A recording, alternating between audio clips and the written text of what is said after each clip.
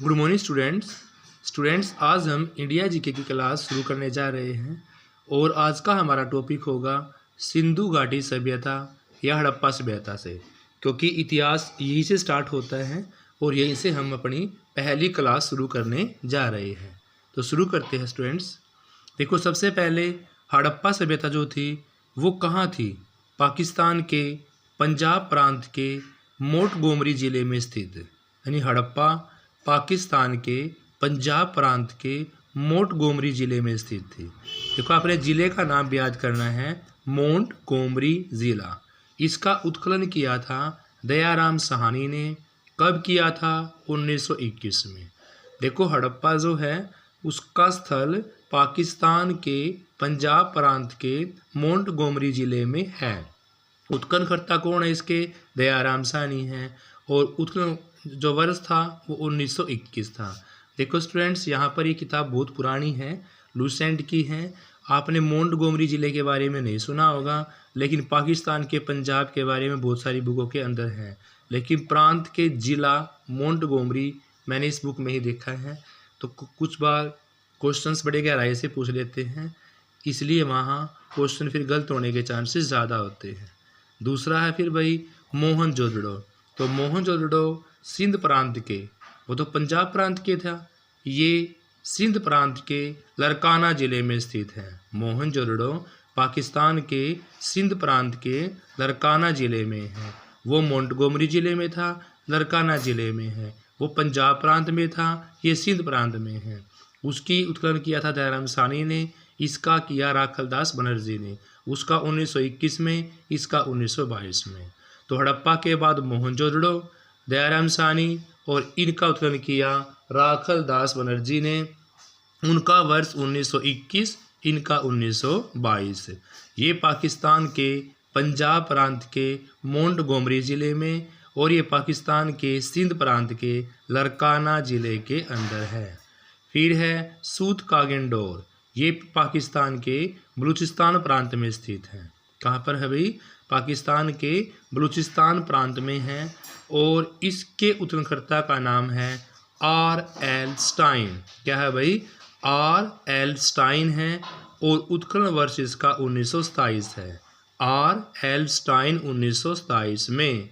फिर चौथा है चंदहुदड़ो। कौन सा भाई? चंदहुदड़ो पाकिस्तान के सिंध प्रांत में। चंदहुदड़ो भी पाकिस्तान के सिंध प्रांत में मोहनजोदड़ो से 80 मील दक्षिण में है। देखो, बड़े ध्यान से याद करना है। चंदहुदड़ो जो आपका स्थल है वो पाकिस्तान के सिंध प्रांत में तो है, लेकिन मोहनजोदड़ो से 80 मील दक्षिण में है। ऐसे भी क्वेश्चन पूछ सकते हैं कि भी कौन सा स्थल ऐसा है जो मोहनजोदड़ो से 80 मील दक्षिण में है, तो वो कौन सा है? चंदहुदड़ो है। मोहनजोदड़ो से 80 मील दक्षिण में कौन है? चंदहुदड़ो है। और ये हमारे चारों ही स्थल पाकिस्तान के अंदर है। हड़प्पा भी पाकिस्तान, मोहनजोदड़ो भी पाकिस्तान, सूत कागेंडोर भी पाकिस्तान में, चंदहुदड़ो भी का हमारा पाकिस्तान के अंदर ही है। और यहाँ पर उत्खननकर्ता का नाम है N.G. मजूमदार। N.G. मजूमदार है। और उत्खनन वर्ष इसका 1931 है। क्या है भाई? 1931 है। फिर है पांचवा रंगपुर। ये चार आपने याद करने हैं, पाकिस्तान में है।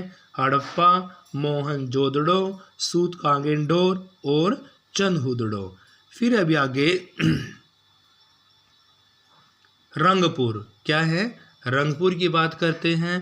तो रंगपुर आपका भारत में गुजरात राज्य के अहमदाबाद ज़िले में स्थित है।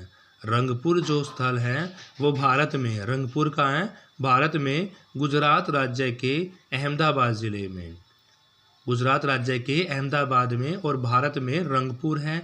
और माधव स्वरूप वत्स ने इसका उत्खनन किया। किसने किया भाई? माधव स्वरूप वत्स ने। कब किया? 1953 में। माधव स्वरूप वत्स ने 1953 में। फिर है आपकी रोपड़। रोपड़ भारत में ही है, भारत के पंजाब राज्य में।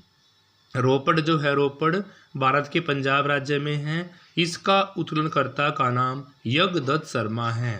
रोपड़ के उत्खननकर्ता का नाम यज्ञदत्त शर्मा है। और वर्ष 1955 से 56, 1955 से 56 है। क्या भाई? 1955 से 56 है। फिर है आपका कालीबंगा। कालीबंगा भारत में राजस्थान के गंगानगर जिले में, कालीबंगा भारत में राजस्थान के गंगानगर जिले में है। ए घोष, इसके उत्खननकर्ता का नाम ए घोष है और 1953 में इसका उत्खनन वर्ष है। कालीबंगा का मतलब होता है काले रंग की चूड़ियाँ, और ये भारत में ही है, राजस्थान में, राजस्थान के गंगानगर जिले में। कौन? कालीबंगा भारत राजस्थान के गंगानगर जिले में है। इसका उत्खननकर्ता ए घोष है और 1953 में इसका उत्खनन वर्ष है। नेक्स्ट है भी आपका कोट दीजी। कोट दीजी पाकिस्तान के सिंध प्रांत में है। कोट दीजी पाकिस्तान के सिंध प्रांत में है। फजल अहमद खां। कोट दीजी पाकिस्तान के सिंध प्रांत में फजल अहमद खां 1955 में इसकी उत्खनन वर्ष है। किसका? कोट दीजी का। फिर लोथल। लोथल गुजरात में है भाई। लोथल भारत के गुजरात राज्य के अहमदाबाद जिले में। कौन भाई? लोथल। लोथल भारत के गुजरात राज्य के अहमदाबाद जिले में स्थित है और इसका उत्खननकर्ता कौन है भाई? एस.आर. राव। एस.आर. राव है 1957 में। वर्ष कौन सा है? 1957 और नाम क्या है? एस.आर. राव। फिर है आलमगीरपुर। क्या है भाई? आलमगीरपुर भारत में उत्तर प्रदेश के मेरठ जिले में है। आलमगीरपुर भारत में उत्तर प्रदेश के मेरठ जिले में है और उत्खननकर्ता यज्ञदत्त शर्मा है और उत्खनन वर्ष 1958 है। आलमगीरपुर भारत के उत्तर प्रदेश के मेरठ जिले में यज्ञदत्त शर्मा 1958 में। क्या है? 1958। नेक्स्ट है सूरकोटदा। क्या है भाई? सूरकोटदा भारत के गुजरात राज्य के कच्छ क्षेत्र में स्थित है। सूरकोटदा भारत के गुजरात राज्य के कच्छ क्षेत्र में स्थित है और उत्खननकर्ता जगपति जोशी है। क्या नाम है भाई? जगतपति जोशी है और 1972 इनका वर्ष है। सूरकोटदा भारत के गुजरात राज्य के कच्छ क्षेत्र में है। गुजरात राज्य के कच्छ क्षेत्र में है और उत्खननकर्ता का नाम क्या है भाई? जगतपति जोशी 1972 में। फिर है मिथाथल। मिथाथल आपका हरियाणा में है। भारत के हरियाणा राज्य में। कौन है भाई? मिथाथल। और हरियाणा के कहाँ? भिवानी जिले में। मिथाथल भारत के हरियाणा राज्य के भिवानी जिले में स्थित है। पंजाब विश्वविद्यालय उत्खननकर्ता है और 1968 में उत्खनन वर्ष है। फिर है बनवाली। बनावली भारत के हरियाणा राज्य के हिसार जिले में ही है। हिसार में को है बनावली। रविंदर सिंह बिष्ट ने इसकी खोज की थी 1973 और 74 में। अगर हम वर्ष की बात करते तो कौन सा था भाई? 1973 और 74 इनका वर्ष था। आगे देख लेते हैं स्टूडेंट, सिंधु सभ्यता के उद्भव संबंध विचारधाराएं हैं। अलग अलग की क्या क्या विचारधाराएं हैं, विचारधारा भी पूछ लेते हैं। जब क्वेश्चन ज़्यादा गहराई से पूछते हैं तो विचारधारा भी पूछ सकते हैं, तो बड़े ध्यान से करना आपने भाई। ये आपका फर्स्ट है व्हीलर और गार्डन। व्हीलर गार्डन ने माना कि सिंधु सभ्यता जो है मेसोपोटामिया की संस्कृति की देन है। यानी सिंधु सभ्यता का जो विकास हुआ है ये मेसोपोटामिया की संस्कृति की देन है। ऐसा किसने माना भाई? व्हीलर और गार्डन ने माना। किसने माना? व्हीलर और गार्डन ने माना। फिर फेयर सर्विस ने क्या माना? सिंधु सभ्यता का उद्भव बलूची व कृषि संस्कृतियों के पारस्परिक प्रभाव के फलस्वरूप हुआ है। किसने माना ये? फेयर सर्विस ने। किसने माना भाई? फेयर सर्विस ने माना कि सिंधु सभ्यता का उद्भव बलूची वन्य एवं कृषक संस्कृतियों के पारस्परिक प्रभाव के फलस्वरूप हुआ। ये फेयर सर्विस ने माना। फिर तीसरा है अमलानंद घोष। सोथी संस्कृति से सिंधु सभ्यता का विकास हुआ। अमलानंद घोष का कहना है कि सोथी संस्कृति से सिंधु सभ्यता का विकास हुआ, ऐसा अमलानंद घोष कहते हैं। फिर है लक्ष्मण स्वरूप पुसालकर। लक्ष्मण स्वरूप पुसालकर कहते हैं कि सिंधु सभ्यता आर्यों की सभ्यता थी और आर्य ही सभ्यता के जनक थे। लक्ष्मण स्वरूप पुसालकर कहते हैं भी सिंधु सभ्यता आर्यों की ही सभ्यता थी और आर्य ही इस सभ्यता के जनक थे। रेमंड ओल्विन एवं धर्मपाल। रेमंड ओल्विन एवं धर्मपाल सोथी संस्कृति सिंधु सभ्यता से अलग नहीं थी, अपितु वह सिंधु सभ्यता का ही प्रारंभिक रूप था। कौन कहते हैं? रेमंड ओल्विन धर्मपाल कहते हैं कि भी सोथी संस्कृति सिंधु सभ्यता से अलग नहीं है, अपितु वो तो सिंधु सभ्यता का ही प्रारंभिक रूप था। तो स्टूडेंट्स, हमने यहाँ तक पढ़ा कि सिंधु सभ्यता के स्थल कौन कौन से हैं, उन स्थलों की स्थिति कहाँ है, उनकी खोज किसने करी और किस वर्ष में करी। फिर हमने पढ़ा कि सिंधु सभ्यता का जो उद्भव है, उनकी विचारधारा लोगों की क्या क्या हैं। अब हम पढ़ेंगे कि भी इतिहासकारों ने क्या क्या मत माना, क्या वो देखते हैं। स्टूडेंट्स, अब हम पढ़ते हैं सिंधु घाटी सभ्यता के विघटन से संबंधित अलग अलग इतिहासकारों का मत। भी जॉन मार्शल का मानना है प्रशासनशीलता के कारण इस सभ्यता का विनाश हुआ। कि सिंधु घाटी सभ्यता का विनाश किन किन कारणों से हुआ, अलग अलग विद्वानों ने अलग अलग मत दिए हैं। सबसे पहले हैं जॉन मार्शल, प्रशासनिकता के कारण इस सभ्यता का विनाश हुआ है, ऐसा माना जॉन मार्शल ने। फिर जलवायु में हुए परिवर्तन के कारण, जलवायु में परिवर्तन के कारण सिंधु घाटी सभ्यता का विनाश हुआ, ऐसा कौन मानते हैं? ओरेलस्टाइन मानते हैं भाई। ओरेलस्टाइन मानते हैं कि जलवायु में हुए परिवर्तन के कारण सभ्यता नष्ट हो गई। मैके और मार्शल मानते हैं सिंधु सभ्यता बाढ़ के कारण नष्ट हुई भाई। कौन? मैके और मार्शल मानते हैं सिंधु सभ्यता बाढ़ के कारण नष्ट हुई।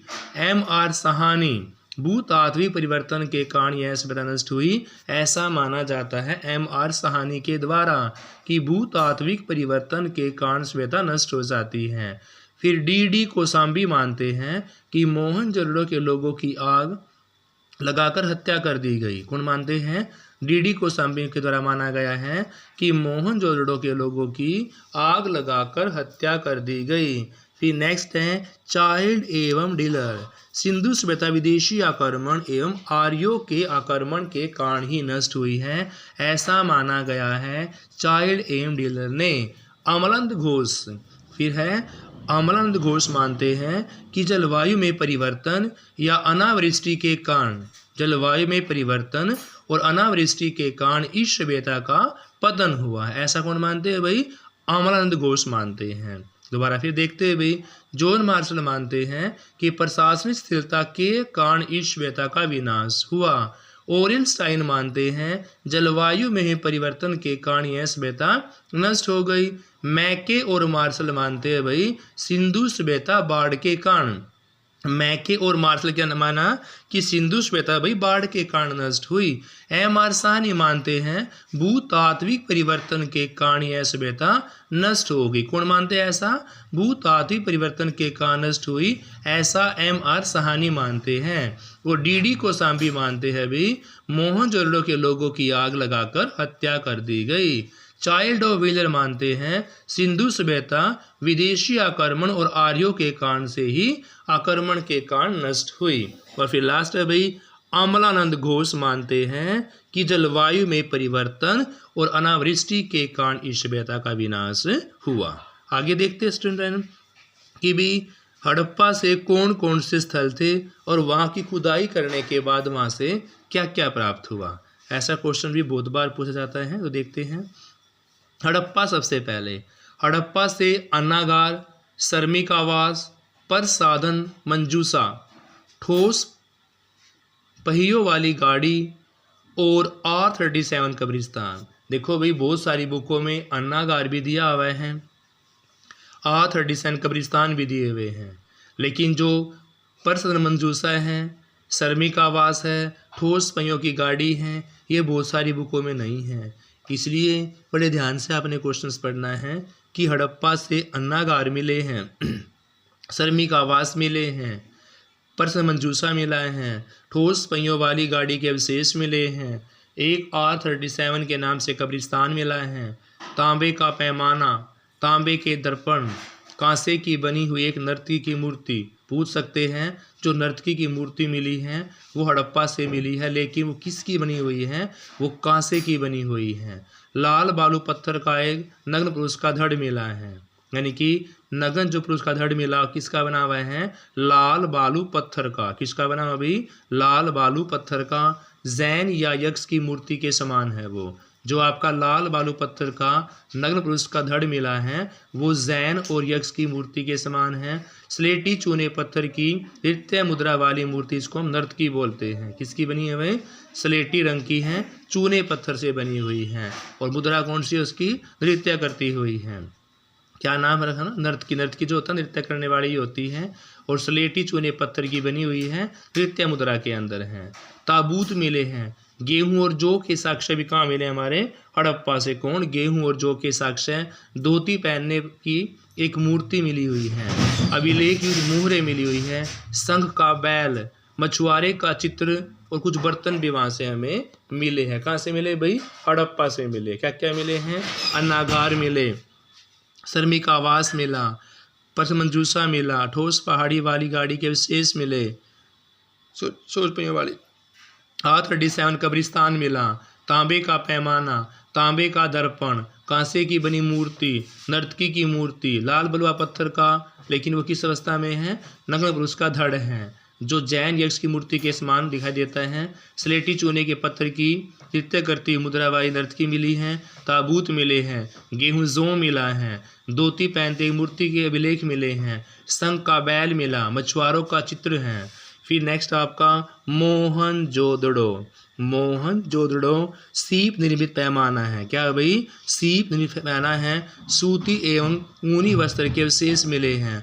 महास्नानागार, विशाल जलाशय, ईंट के भट्टे, फियांस की बनी गिलहरी, ईंट के भट्टे मिले हैं, फियांस की बनी गिलहरी है, चमकता हुआ एक बंदर का चित्र है, मशहूर कांस्य नर्तकी की प्रतिमा है, पुजारी का सिर, मातृ देवी की मृण मूर्ति, विशाल अन्नागार, पशुपति की मुहर, लिंगीय प्रस्तर, एक सभाकार 16 मकानों का बैरक, दाढ़ी वाले साधु बाबा की मूर्ति भी हमें वहीं से मिली है। कहाँ से भाई?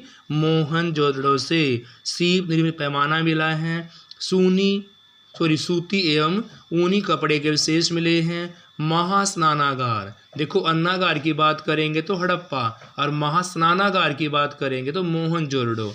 अन्नागार हड़प्पा से और जो महास्नानागार है वो मोहनजोदड़ो से। विशाल जलाशय मिले हैं, ईंट के बड़े बड़े भट्ठे मिले हैं, फियांस की मलिय गिलहरी मिली हैं, चमकता हुआ एक बंदर का चित्र, मशहूर कांस्य नर्तकी की प्रतिमा, पुजारी का सिर, मातृ देवी की मृण मूर्ति, विशाल अन्नागार, पशुपति की मुहर, लिंगीय प्रस्तर, एक सभाकार 16 मकानों का बैरक, दाढ़ी वाले साधु बाबा की मूर्ति भी हमें वहीं से मिली है स्टूडेंट्स। फिर तीसरा है चंदहुदड़ो। चंदहुदड़ो से मनका बनाने का कारखाना मिला है, खिलौना बनाने का कारखाना मिला है, झूकर और झाकड़ संस्कृति के साक्ष्य मिले हैं। झूकर झाकड़ कहे संस्कृति के साक्ष्य कहाँ से मिले हैं? चंदहुदड़ो से। काजल, चेहरे का प्रलेप, कंगा, उस्तरा आदि अंगराग, फियांस का बना 4 खानों वाला बर्तन, तांबे की बनी 2 गाड़ियों के मॉडल, 4 पहियों वाली गाड़ी, ये सारे में कहाँ से मिले भाई? चंदहुदड़ो से। दवात मिली हैं, बिल्ली का पीछा करता हुआ कुत्तों के साक्ष्य मिले हैं और लिपस्टिक मिली है। दवात मिली है, बिल्ली का पीछा करता हुआ कुत्ते के साक्ष्य मिले हैं, लिपस्टिक भी हमें कहाँ से मिली है? चंदहुदड़ो से मिली है। फिर है भी लोथल। तो देखो अभी लोथल से युगल स्वाधान मिला है।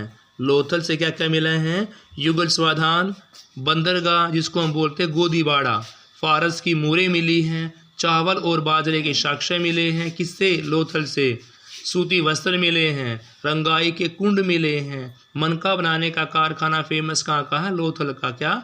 मनका बनाने का कारखाना। हाथी के दांत मिले हैं, कांसे की बनी एक सुई मिली है, एक बर्मा मिला जिसको हम ड्रिल बोलते हैं, ड्रिल मशीन बोलते हैं, अनाज पीसने की चक्की मिली है लोथल से, हाथी दांत का पैमाना मिला है, अग्निकुंड के साक्ष्य मिले हैं। इसके अलावा हाथी के पैर की हड्डी, घोड़े की मृण मूर्ति, बैल, खरगोश, कुत्ते की आकृति और मिट्टी के भी नाव, ये सारे में कहाँ से मिली हैं?